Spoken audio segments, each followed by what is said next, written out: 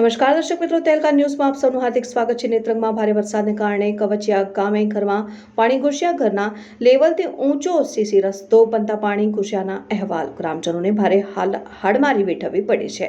નેત્રંગ તાલુકામાં જૂના માસમાં પ્રથમ પખવાડિયા બાદ મેઘરાજાની ધમાકેદાર બેટિંગને કારણે નદી નાળા અને ચેકડેમમાં નવા વરસાદી પાણીના નીર આવ્યા છે।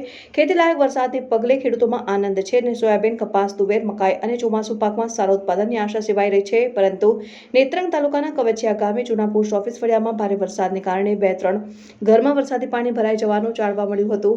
કવચિયા ગામના રહીશ પ્રતાપભાઈ વસાવાએ ટેલિફોનિક સંવાદમાં જણાવ્યું હતું કે કવચિયા ગામે ઘરના લેવલથી ઊંચો સીસી રસ્તો બનતા પાણી ઘૂસ્યા હોવાના આક્ષેપ કર્યા છે અને વરસાદી પાણીનો યોગ્ય નિકાલ થયો નથી, જેમાં તેવા સંજોગોમાં ઘરના રહીશોને ભારે હાડમારીનો સામનો કરવો પડી રહ્યો છે। રિપોર્ટર રવિ સૈયદ, તહેલકા ન્યૂઝ, નેત્રંગ।